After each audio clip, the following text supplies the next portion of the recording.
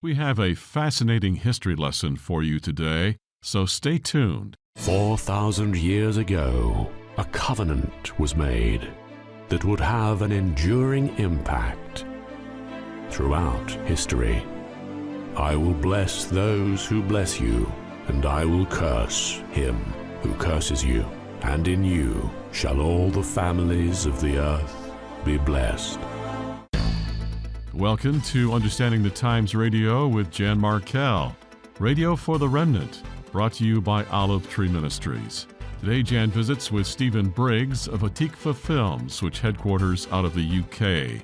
We'll learn what John Darby, D.L. Moody, William Blackstone, and various U.S. presidents all had in common. They all had a role in the miraculous rebirth of the nation of Israel. Here is today's programming.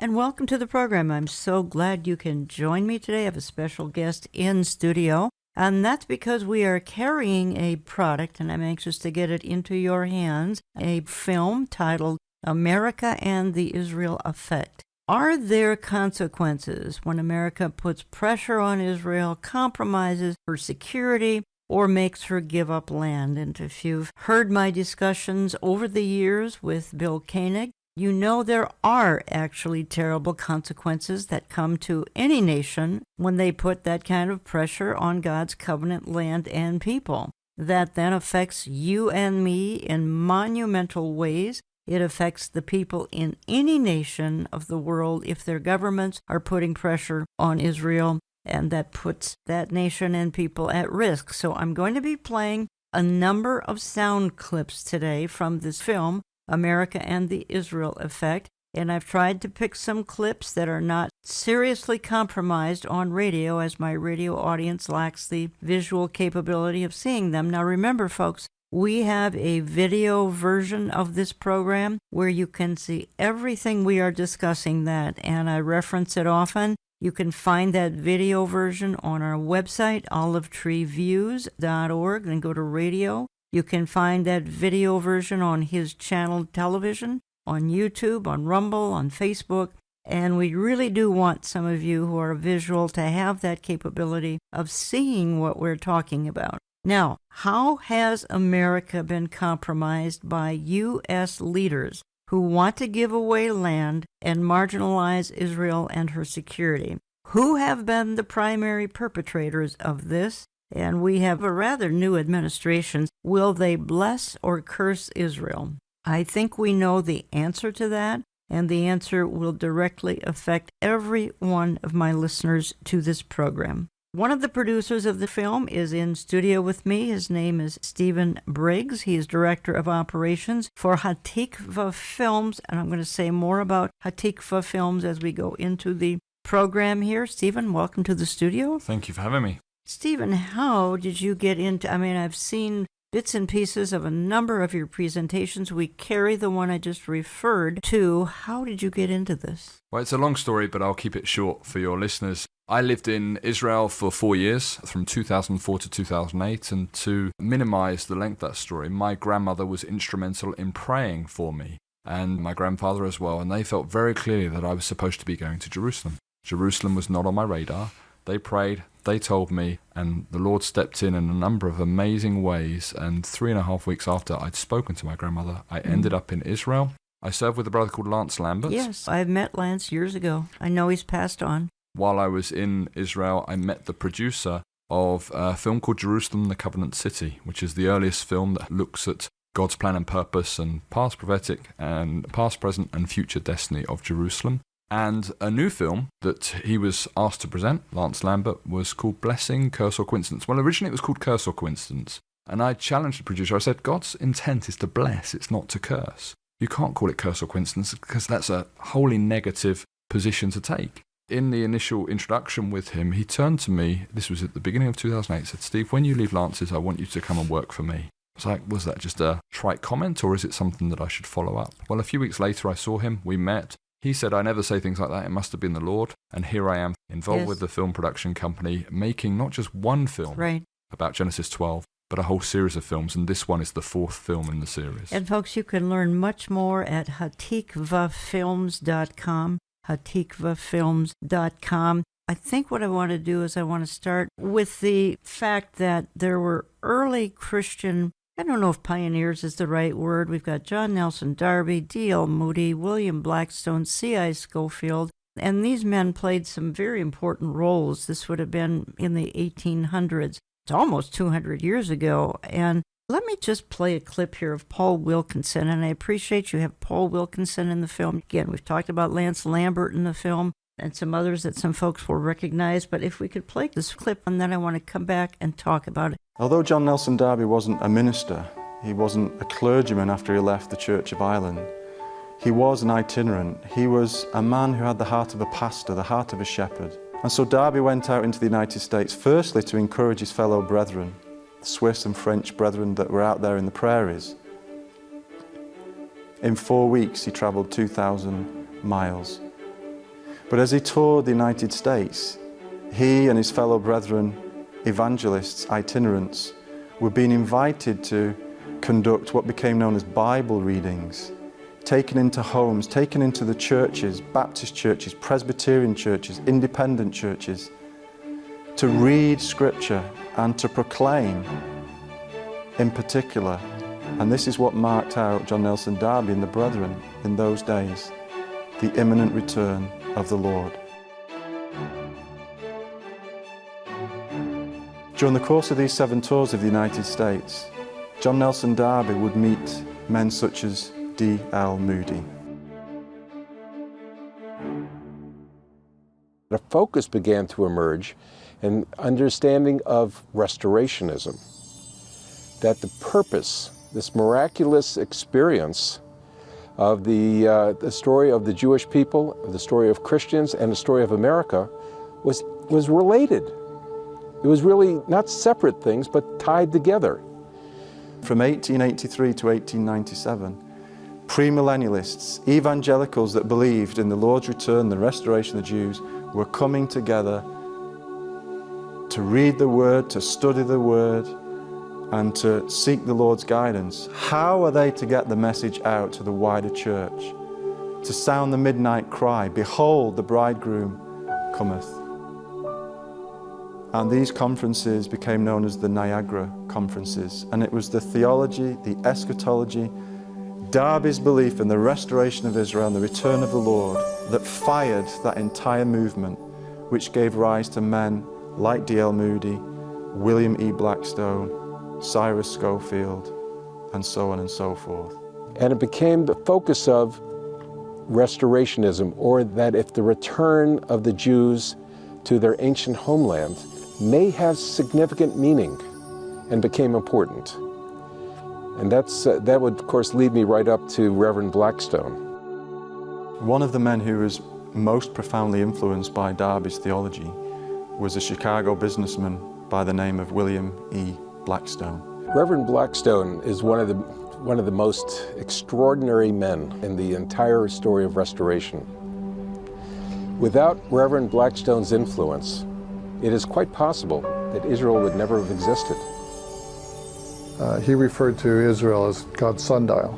You know, if you want to know where we are in the chronology of world events, keep your eyes upon Israel. Stephen Briggs, so this is some early pioneers, and William E. Blackstone is so key to all of this, and he called Israel God's timepiece a long time ago. And it hasn't changed. Yes. Israel's still God's timepiece. It has been throughout history. The scriptures talk about when we see the restoration of Israel as a nation once again, it tells us that God is on the move, that he's coming back, his son is returning to take us to be with him, and that thrills me, it excites me, and here we are living in the generation that the apostles longed to live in. You're very right. So Blackstone was going to influence a U.S. president by the name of Woodrow Wilson. Now, just a word about Wilson. He was an arch liberal. He did enormous destruction to America, but he was a friend to Israel. I actually have a presentation where I talk about him. He was in favor of a Jewish homeland, roughly the time of Theodor Herzl, 1917, 1920. America was now a world power, and we're going to be moving into the 20s and the 30s here pretty soon. But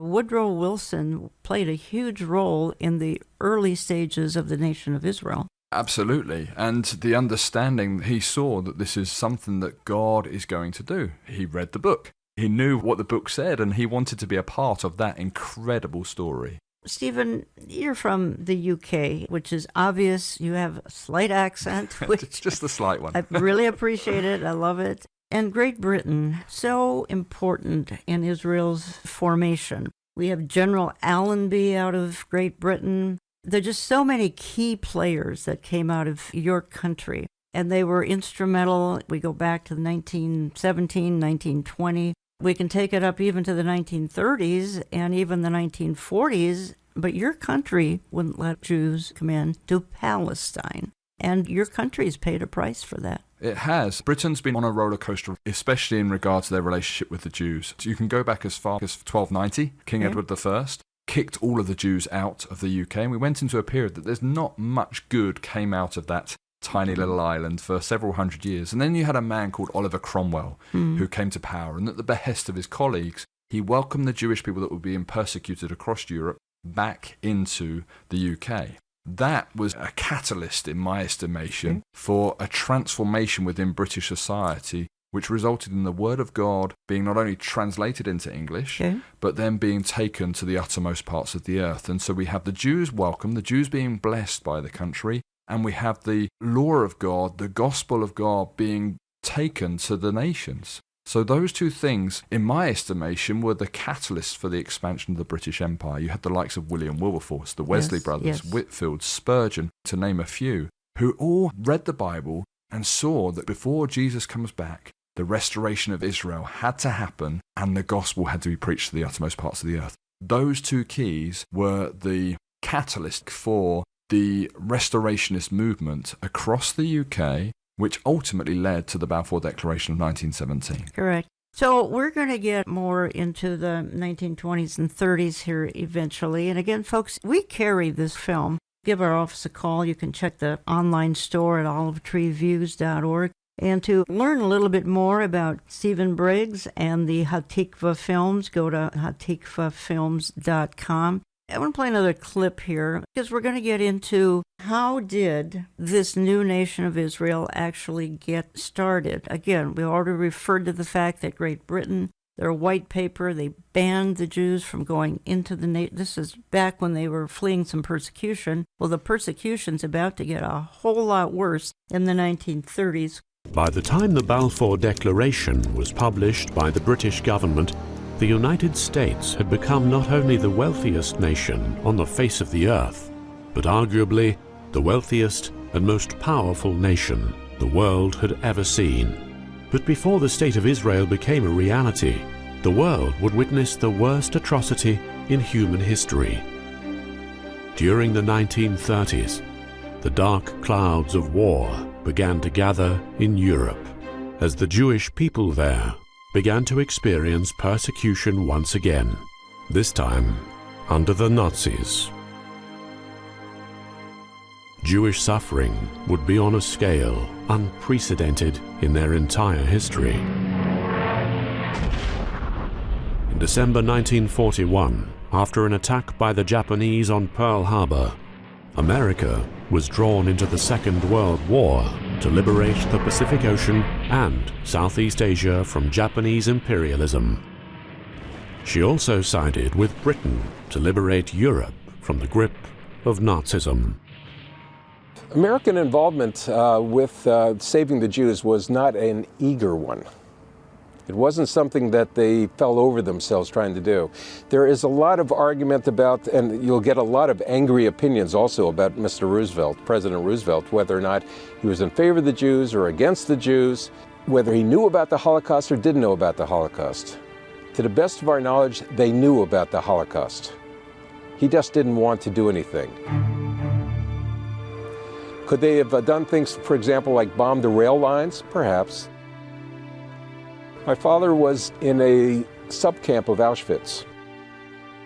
The War Refugee Board was created by two Christians who said, the Jews are being murdered. We can't sit idly by. They demanded that there be action, demanded that things being brought to attention. They could see the 7th Air Force going over. And what were they doing? They were bombing Blechhamel. They knew where Auschwitz, they could see it, but they never went there once. By accident, there was one or two planes that happened to unload a couple of bomb loads, but they got lost and went off course. But to say the United States was actively trying to save Jews during World War II, I would probably say not. They were trying to win the war. And the argument there is, win the war, we'll save the Jews. Stephen, we had two waves of persecution. We can go back to the 1880s, and we had the Fiddler on the Roof era back then. I actually have some family members who fled Russia about that time, came to America. That was one huge wave of persecution, 1880s, and some of those Jews were actually going to Palestine at that time. But then we have this wave of persecution in the 30s and the 40s, and as we just heard in that clip, we had a U.S. President, Franklin Delano Roosevelt, who did absolutely nothing to intervene and save European Jewry. Can you understand that at all? I think it's horrendous what took place, and the fact that there was an opportunity to limit the amount of Jewish people that ended up in the gas chambers, and they didn't carry that out. What can that do but put you on a collision course with the Almighty? What Roosevelt did, his role in this, we can say thanks be to God that America did get involved in the Second World War. It would have been a different story, and potentially many more lives would have been lost, but there was an opportunity to limit that loss. Well, he says we'll win the war and save the Jews that way. I can sort of understand that, but there could have been, as the little clip says, actual activity. They could have bombed the tracks going into the camps, and then you can't get the human cargo into the camps if you bomb the railroad tracks. Easy to do, and they even saw American planes going over the camps, but they did nothing. And the British, of course, we mentioned earlier as well, same thing. We could have allowed Jewish people who were fleeing. I mean, there's some horrendous stories of Jews arriving in Palestine and the British sending them away and putting them in prison camps in Mauritius, in Cyprus. Unbelievable that these ones who have suffered persecution have been incarcerated, and then the British incarcerate them again. Exactly. You're listening to Understanding the Times Radio. I'm Jan Markell. I have in studio with me Stephen Briggs from Hatikva Films, because we're carrying a product that he is very instrumental in creating, and that is America and the Israel Effect. I am so enthused about this. I've watched it several times, and the history is fascinating. If any of you love history, you will love. It goes all the way back. We opened here with comments about some of the early pioneers, such as Darby and William E. Blackstone and Schofield and D.L. Moody, and how they set the stage for the rebirth of Israel with their theology. They said Jesus is coming back, but what has to happen before Jesus can come back is the state of Israel has to be reborn. So that was the message they were preaching back in the mid to late 1800s. I want to play another clip, Stephen Briggs, because we're moving into the era of Harry Truman, an amazing man. I worked with Holocaust survivor, as my audience knows, Anita Dittman. For a number of years, I wrote her book, Trapped in Hitler's Hell. So grateful for President Truman, who in 47, 48 came along thanks to the passing of President Roosevelt and Harry Truman. Fascinating story. Let's play this clip and come back and talk about it. In the United States, Britain came under increasing condemnation for its inhumanity towards the Jewish survivors of the Holocaust, and many were calling for the establishment of a Jewish state in Palestine. But not everyone, especially at the top. Well, the American State Department was against it. The American military against it. Everybody seemed to be against it. And then you had the president. Well, we know in all likelihood that President Roosevelt would have been against it, but he wasn't president, he had died. And the baton was then passed to President Truman. One of the first documents on his desk is, what do we do about the question of Palestine? That was right there. 2,500 years earlier, the Jewish people had been exiled in Babylon. In the first year of his reign, the Persian king Cyrus decreed that the enforced exile should end, and the Jews be allowed to return to their promised land, to rebuild the temple and re-establish their national life.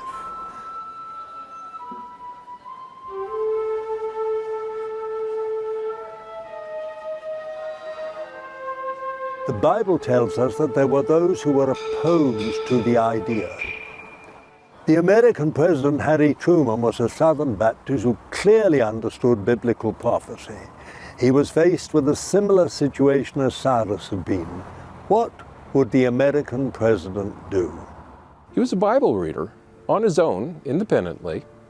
How religious a man was Truman, that can be open for a lot of debate. He was also a politician. We have to remember that part. You're not going to get around it. He knew the story and the role of Cyrus. And when the problems were coming up for 1947, what do we do for the establishment of a partition between an Arab state and a Jewish state?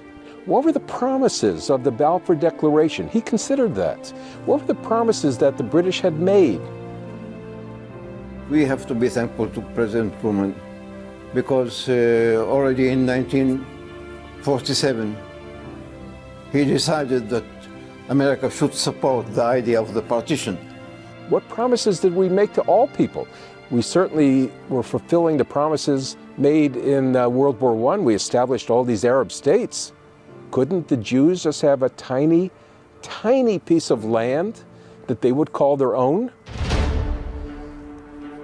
The decision finally came down to was his, and his alone. Remember, he was bitterly threatened by everybody. And he said, I have to do what is right. I have to do not only what is moral, I have to do what is just, I have to do what is proper, and I have to do what is biblical, because he knew of Cyrus. 5.5 months after this historic United Nations vote in November 1947, United States, yes? The State of Israel was declared on the 14th of May, 1948. On the 14th of May 1948, Ben-Gurion proclaimed the creation of the State of Israel, and immediately after that, America was the first country, I think within 10 or 15 minutes' time, that she recognized the State of Israel. I think it was thanks to Truman that we managed to overcome this period, and the recognition was given to the State of Israel. And then we had to fight our way because the recognition did not save us from the war.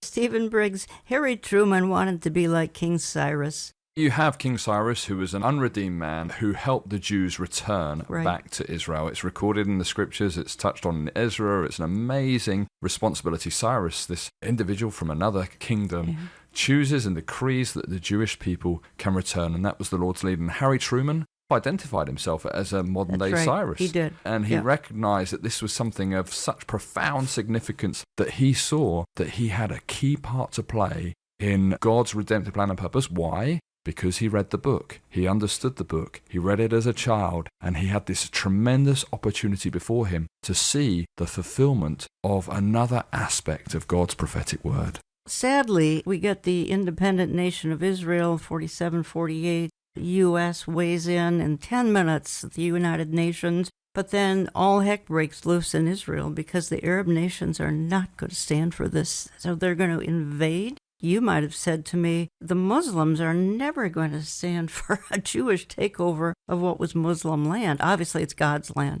but Muslims had been occupying it in the Turkish Empire. And it was just so amazing that, again, he wanted to be Cyrus, but he was the key player. Again, Roosevelt passed on, this man stepped in, and he was not going to leave the Jews. Not only that, but then he recognized that they were in displaced persons camp after the war, and he couldn't stand that either. He brought many of them to America. Absolutely. What a tremendous testimony he is of the kind of responsibility that leaders in this day and age should have towards those who have suffered persecution and difficulty. And this transformation, really, I mean, this was such a significant moment in Scripture. Isaiah 66 talks about, can a nation be born in a day, and people come forth all at once. And he was an eyewitness to God's word. As we mentioned earlier, this is a signpost. This is a sundial. This tells us that we've entered into a new phase of God's redemptive plan and story that began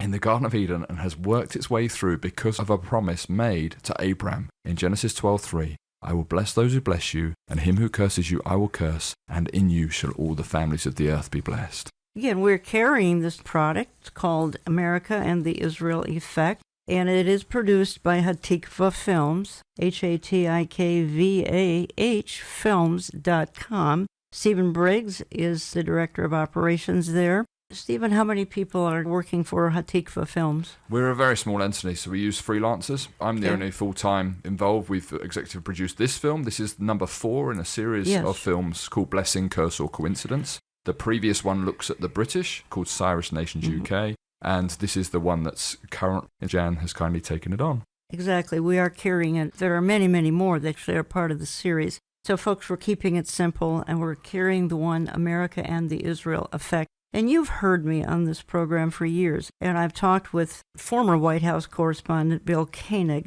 in his book, Blessing or Cursing and the Consequences of Dividing Israel Eye to Eye, Facing the Consequences of Dividing Israel. So this is right in line with what Bill has been teaching for over 20 years. In this case, you can visually and graphically see what we're talking about because it is a DVD that we are carrying. So what I'd like to do, Stephen, is when I get back from a real short time out here, we're going to move into a time in history for the nation of Israel, which I think everything from 1947-48 on is absolutely remarkable.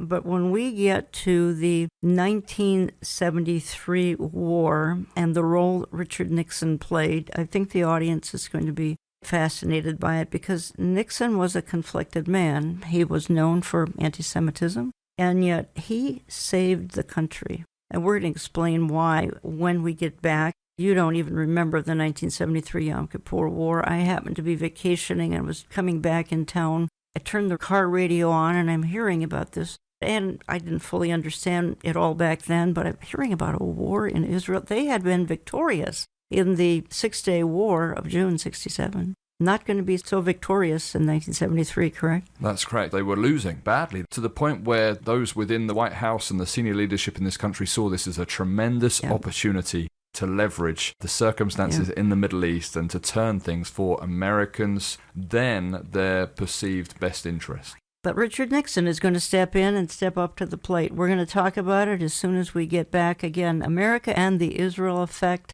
And it's in my online store. Give my office a call. Get on our newsletter lists. Honestly, it's a great lesson in history. Can't recommend it strongly enough. I'm back in just a couple of minutes. Don't go away. It says very plainly in the Bible about the blessing and a curse. Well, if you don't want to read the Bible or you look at it as a story invented by somebody, you can believe whatever you want. The problem is that it's recurred throughout history over and over and over again. That every country that turns on the Jews to try and destroy us, try and thwart God's will of the role that the Jewish people have in the destiny of future, somehow it always turns on them. Whether you're talking about the Babylonians, you want to pick on the Romans, you want to pick on the Spanish, during the Inquisitions, you want to pick on whoever you wish. At some point, do you stop and say, are these all coincidences? The United States was blessed with something extraordinary. Extraordinary. I'd like to be an optimist and say that it's all going to be good going forward, but I am concerned about both the theological trends in the United States and also some of the political, I don't know if I want to call it trends yet or not, but what's going on as far as pressure on Israel for dividing the land. What's going to happen with Israel now? We have a changing political environment, which is really serious. And we're not certain that the moral compass of the United States is the same anymore. Welcome back. I'm spending the hour with filmmaker Stephen Briggs, Hatikva Films. Here's where we started about a half an hour ago, and we talked about some early Christian pioneers. We talked about the influence of William E. Blackstone in his book, Jesus is Coming. This is back in the 1870s, 80s, and actually about 25 million books sold, Jesus is Coming, and Blackstone was saying back then, look, the Jews have to come back to their land.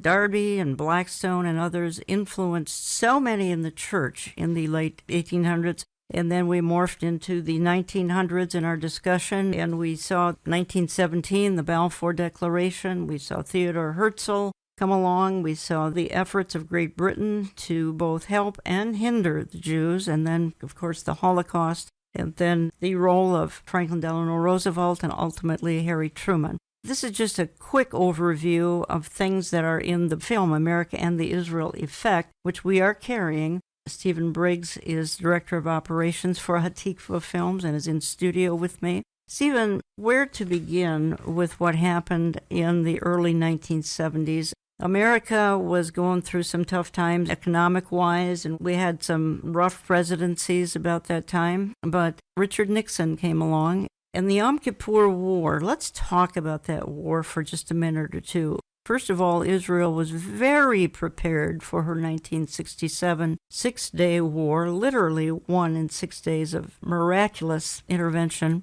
What happened in 1973? Well, 73 was a different story. Yep, it was a surprise. Yom Kippur. Exactly. And the most holy day in the Jewish calendar, Yep. the Day of Atonement, Day of Covering. And they were attacked. They were in a situation where they were losing badly. And they needed reinforcements. They needed weaponry. They needed the tools necessary to not lose this battle. As we look in the film, we look at what happened. But you had this President Nixon at the helm, who was known to be an anti-Semite. He's really a mystery and an enigma in a lot of ways. But there was a key. And the key to this whole story is the fact that he had parents praying, and the point that he was told one day in the future, you will have an opportunity to do something special for the Jewish people. Don't miss that opportunity. Whatever that word that was said at that time, and I don't know the exact words, that was something that came back to him at this crucial moment in history. Golda Meir was going to make a middle-of-the-night appeal to him. Let's just play a clip here. All these clips, folks, they're from the film America and the Israel Effect. They're very, very educational because the history that we are covering, and it's a lot of years because we started about the early 1800s and now we're up into 1973. There would be another American president who would make a dramatic intervention on Israel's behalf. He was the only president of the United States to have resigned from office. He was seen by many as something of a Jekyll and Hyde character, and he was reputed to have been an anti-Semite. Richard Nixon. He was an anti-Semite. He had a conflicted background, very conflicted background. On one side, as I said, he had this anti-Semitism. On the other side, there's a story they tell about President Nixon, that his mother told him when he was a little child that someday he will be in a position to do something extraordinary for the Jews. That's all, and she hoped that when he was in that position, he will do that. Well, any mother telling a child that kind of a story, you're going, all right, it's a fairy tale, it's this or that. Who knew? But Mr. Nixon was in an extraordinary position. He did have Jews as part of his cabinet. Secretary of State Henry Kissinger, he's of German origin, served with the American Armed Forces, was the Secretary of State. He was a security advisor. He was also Jewish. And the question was, how much of a Jew was he? Well, we could argue that. Stephen, Henry Kissinger, probably self-hating Jew. Apparently, Richard Nixon's mother said, as this clip indicated, someday you'll be in a position to help Israel, and you do it. And boy, did that come back to his memory. Absolutely. The power of praying parents, the power of the words that we as the older generation says to the younger generation, they can bring life or death to a situation. That's right. And those words, whatever that was actually said, caused a turning in the history of the whole Middle East. Absolutely. And the outworking of America as well by implication. It's an amazing, amazing responsibility, the words that we speak and who we tell what we tell to. Israel was literally going to run out of supplies. She was going to run out of airplanes. She was going to run out of tanks. She was going to run out of all sorts of weaponry. Again, this is October 1973. They're proud of themselves for their six-day war victory in 1967. For some reason, Golda Meir not prepared in 1973. You have any insight on this? I don't think they were expecting it. Very simply, they'd obviously won head over heels. They did not possibly think that they were conquerable at that time. And of course, this happened. And there was a knock-on effect as well across Africa, because the African Union instructed their member states, 23 of the 28, to sever ties with Israel as a result. And Israel had been involved in Africa across the board. That's what the next film is all about, Africa and the Israel effect, and it's looking at that. So what takes place in Israel affects the nations all around it. That's what the Word of God tells us. But I can't imagine how conflicted Nixon must have been in his mind, because he's on the record of being anti-Semitic, and then he's got this Henry Kissinger who's saying, no, we're not going to get involved, we're not going to help Israel. And Nixon turns around and says, whatever it takes. And this is based on his conversation with Golda Meir. Go above and beyond to help Israel. This coming from a Jew hater. Yes, and he must have seen the geopolitics within this and recognized, actually, this we can use to our benefit. To our benefit. Within that, of course, we saw the whole Arab world turning to depend on the US, and particularly Egypt, because Egypt was promised all sorts of support moving forward as a result of this turning of this event, which resulted in American influence in Egypt and into the oil wells of the Arab world being something that was channeled to them. It turned the whole region from Russian control, really, into American control. And we have to go back a little bit further to recognize that because Russia voted for the recreation of the State of Israel, all of their proxies voted that way as well. And they anticipated, because the early fathers of Israel were socialist in their outlook, they thought that they would have their socialism outpost in the Middle East. And that was of key strategic interest for them. And so you see these geopolitics playing out, and it's not new to us. Russia, America, who holds strategic interest? China as well now. We've seen it recently with the withdrawal from Afghanistan. Russia and China have swept in and are taking control of that region as well. These geopolitics are not isolated. One thing is done over here, it has a consequence the other side of the world. Israel was losing. We were not prepared that there would be a war, because it was not reasonable at that time, and some of our generals thought that it's out of the question, etc. And we were caught by surprise, and it was on the Yom Kippur. And the beginning of the war was really terrible. Egypt and Syria had attacked Israel on the holiest and most solemn day in her biblical calendar, Yom Kippur, or the Day of Atonement. Israel was losing its aircraft. Within the first matter of days, 49 of its aircraft were destroyed. Now, for a little country to lose almost half of your aircraft is serious. They were losing their tanks in the battles. They didn't have supplies to fight. We could not continue because we didn't have any armament. We lost many people, we lost many vehicles, we lost tanks and airplanes, but nevertheless what we needed was just the ammunition in order to continue the war. As Moshe Dayan told Golda Meir, who was prime minister at the time, the third temple might fall. The third temple was the state of Israel. It could fall. Panicked calls went into the American government for help. Panicked. Henry Kissinger held them back. Kissinger's reported response was, "Let them bleed a little."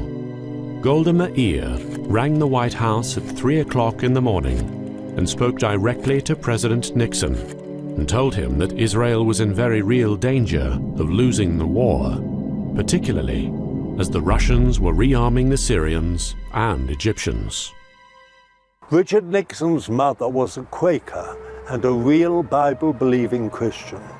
It is reported that as the Israeli Prime Minister, Golda Meir pleaded with him for help on the telephone, the words of his mother's prophetic utterance when he was a child, that he would one day be in a position to help Israel, came back to him. After the phone call ended, the president summoned his cabinet. President Nixon was livid. The bottom line, he told Kissinger, he told the Secretary of Defense, Schlesinger, he says, do whatever you have to do. Send them whatever they need. Get the stuff in the air and get them the tanks, the planes, the weaponry. Get it over there now. When Kissinger questioned that, his answer was, with an expletive or two to Kissinger, to basically get it done, and then whatever you need, double it. The Americans came and really in a very meaningful way, many flights a day.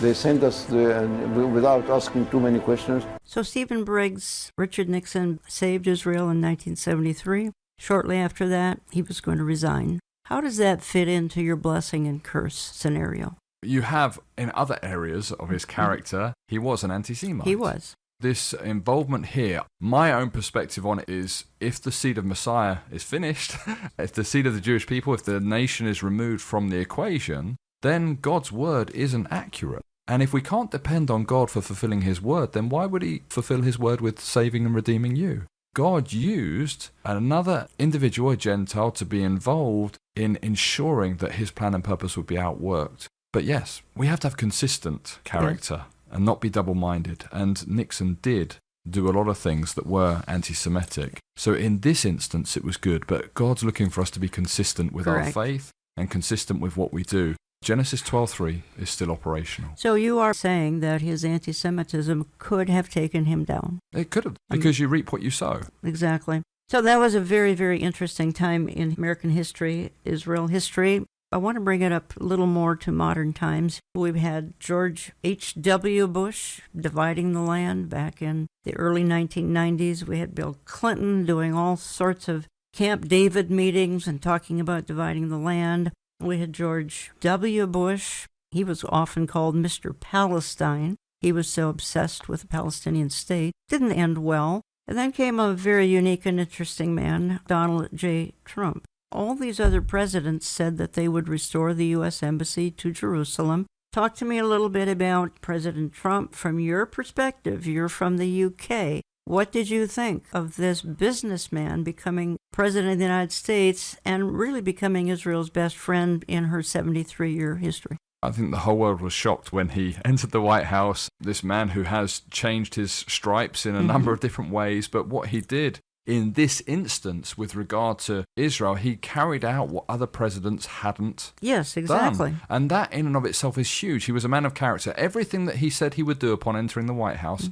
he did. There were a lot of people that didn't like that, but that was the reality. And there's a verse in Joel 3 which is crucial in our understanding of this. Joel 3 verse 1 and 2 says, "For behold, in those days and in that time, when I shall bring back the captivity of Judah and Jerusalem," so not if, when, in other words, it's going to happen, "I will gather all nations and bring them down into the valley of Jehoshaphat, and I will execute judgment upon them there for my people and for my heritage Israel, whom they have scattered among the nations," and people often overlook this last bit, "and they have parted my Thank you for land." bringing that up. And this land, this question, this dispute over physical territory is something that's intricately intertwined with the promise that God made to Abraham. It's reiterated 5-6 times in Psalm 105, verse 8 to 11, and it's to do with covenant. So the conflict over the land and over the real estate, if we can put it in those terms, actually is not about Israel. It's not even about Jerusalem. It goes even narrower. It goes to the old city of Jerusalem, goes even narrower than that. It goes to the Temple Mount, goes even narrower than that to the actual temple,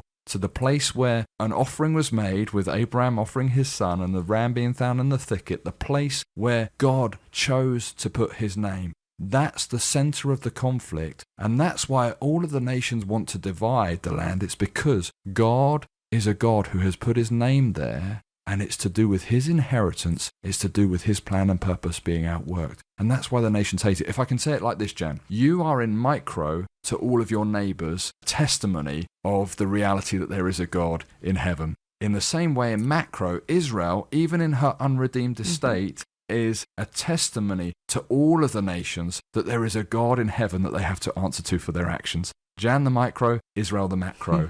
And the nations hate that reminder because it means they have to answer for their actions. President Donald Trump was involved in some deals. As a matter of fact, one was called the Deal of the Century, and then came the Abraham Accords later heading towards the end of his term. The Abraham Accords and Deal of a Century, that took place at San Remo in 1920. We really don't need Abraham Accords and Deal of a Century. What were your thoughts when you heard President Trump negotiating and suggesting some land could be given up? That was his intent, wasn't it? But looking again at the outworking of that, this idea of land for peace has never worked. You look at the pullout from Gaza, 2005, and the ramifications and Hurricane Katrina sweeping through. It was a direct correlation. It's not mere coincidence. There's more to it. I was living in Israel at the time when that pullout took place. And look at how Gaza's become a hotbed for Hamas. Exactly. It hasn't done anything about bringing peace. So this land question is important. It's important because it's to do with God's covenant that he made with Abraham and his descendants. And it's actually for not only the blessing of the Middle East, but it's for the blessing of the whole world. Trump's peace accords that he sought to do and bringing these nations together, at some point, we're going to see a highway from Egypt to Assyria, and it talks about Egypt, my people, Assyria, the work of my hands, and Israel, my inheritance. My inheritance. And that statement, Egypt, my people, blows my mind, because you think back to the Exodus from Egypt, and God says, I want nothing to do with you. And yet in Isaiah 19, God describes Egypt as his people. What an incredible turning about of his redemptive plan and purpose. He's going to call them to himself. So Israel being back in the land is a blessing for the whole world. And God used Trump to recognize internationally Jerusalem as the eternal capital of the Jewish people. Yes, and that was a remarkable day when that happened. Jerusalem became the capital, not Tel Aviv.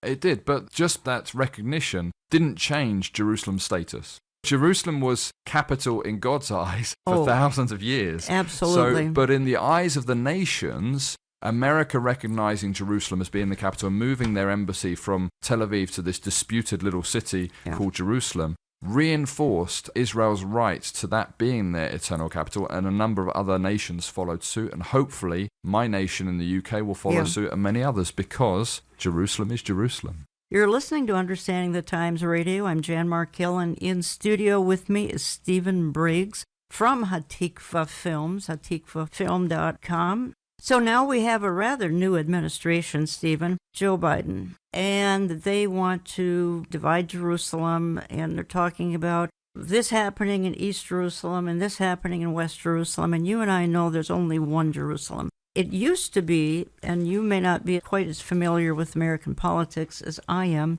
it used to be that leftists loved Israel. That is not the case anymore. I'm not sure there's a leftist in Washington that cares about the nation of Israel. They want to divide. Mr. Biden wants to divide. Tell me what you see in this administration. He's sought to undo every declaration that Trump intended. There's such a hatred and a hostility for this businessman that wasn't part of the establishment, that came in and actually did things that benefited America. And so we have a situation where the pendulum of American politics has swung the other way for this window. What will happen in 2024? Americans need to be praying that God would step in and put in a man or a woman in place that will align themselves once again with what God intends for this great nation to do. But in Zechariah 12, it says, I will make Jerusalem a couple of reeling unto all peoples. This is verse 2. And upon Judah also shall it be in the siege against Jerusalem. And then it says in verse 3, it shall come to pass in that day that I will make Jerusalem a burdensome stone for all peoples. All that burden themselves with it shall be sore wounded, and all the nations of the earth shall be gathered together against it. Now that's a fascinating verse, because it tells us that every nation is going to come against this place of Jerusalem. Why?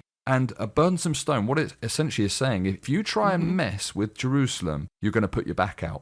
Your lifting days are going to be over. And so we have a situation where it's almost an obsession of the nations. I mean, there's more UN resolutions passed against Israel, and that's happening in this period right now. Why is there such a conflict? I'll tell you very simply. It's because there's a God in heaven who is fulfilling his word. And the nations hate that reality because it reminds them that they have to answer for their actions. And in the case of Biden and this administration, it's no different. God's word will have the last word. You are right. And I am deeply concerned because every one of my listeners is going to be affected, and that's in the blessing and the cursing angle that we've talked about now for almost an hour, is that the blessing and the cursing, it comes upon a nation and upon a people. And good people are harmed because of the policies in Washington. Good people in Minnesota and Wisconsin are harmed because of this, and I'm very concerned because I see the hostility on the part of the left when it comes to everything that has to do with the nation of Israel and the Jewish people. We heard a few minutes ago how Henry Kissinger, a Jew himself, he said to Richard Nixon, let Israel bleed a little bit. We don't care. Let's just make them suffer a little bit. Well, this mentality, it can be terrifying in the natural. Obviously, God's got a purpose for it all, and everything is playing out exactly as he said it would, as you have outlined here in Scripture. Very simply put, God gives a nation the leadership they deserve. Yeah, and that's true. Sadly, I think that may sum up just about everything here, as we've gotten who we deserve. At this present moment. But it doesn't have to stay that way. Mm-hmm. The key, as with all of the turning points in history, is if my people who are called by my name will humble themselves, seek my face, turn from their wicked ways, then I will hear from heaven, forgive their sins, and heal their land. But that verse in 2 Chronicles 7 verse 14 is so often taken out of context. You need to read around it in verse 13 and what it says there as well. We have a situation now where if this doesn't drive us to our knees, and I say that for my own nation as well, the leadership of our nation needs to be changed, because if we don't see that transformation, if we don't see the church crying out to God, reminding our listeners that in 1 Timothy 2, it talks about first of all that we pray for kings and all those in authority. Why? That we may lead a tranquil and quiet life and that souls may be saved. If you really love this nation, then we should be praying for the leadership of this nation. Been talking to Stephen Briggs for the hour, and I am down to about 3 minutes here, but the Bible tells us in Psalm 122:6 to pray for the peace of Jerusalem. Now we can, and I want you to expound on that, but we can take that in a couple of different ways. Are we praying for the Prince of Peace to come back and rule and reign out of Jerusalem? Probably, but is there a greater meaning for Psalm 122:6 than what the average listener might be expecting? Yes, there's a whole lot that we lose in language. Yeah. So shalom in Hebrew, which is the word peace there, doesn't mean absence of war. It doesn't mean a removal of conflict. It means wholeness and completeness. So the understanding there is greatly expanded. Pray for the peace of Jerusalem. If we say pray for the wholeness, pray for the completeness of Jerusalem, well, does that really make sense? Well, it does when you realize that Jerusalem is the center of God's plan and purpose. So pray for the eternal purpose of God to be fulfilled. Now, let me go to the very last verse in that passage. The last verse in that passage says, "For my brothers and my companions' sake, I will now say peace be within you. For the sake of the house of the Lord our God, I will seek that's Israel's good." So if we love the church, if we love the things that the Lord is doing in the body, in the land of America, then it's incumbent upon us, it's our responsibility to be involved in praying for the paternal purpose of God, which is centered in Jerusalem, to be outworked. Pray for the peace of Jerusalem. They shall prosper that love you. And that word prosperity there, what's true prosperity? It's knowing more of Christ. Thank you. That's wonderful. Again, folks, we carry the DVD, America and the Israel Effect. It's in my online store, olivetreeviews.org. You can get onto our newsletter lists and we'll offer it there as well, or just call my office for America and the Israel Effect. Fascinating lesson in history, world history, U.S. history, British history, and the key to it all, modern history of the nation of Israel. Stephen, thank you for what you do. Thank you for having me. I really appreciate it. I'm going out of the program with a little saying I use now and then. When you need the wall to fall, the sea to part, the mountain to move, the rain to start, the chains to break, the enemy to flee, the storm to cease, the victory, our mighty, awesome, faithful God has you covered. Say, I want to thank you for listening, and we'll talk to you again next week.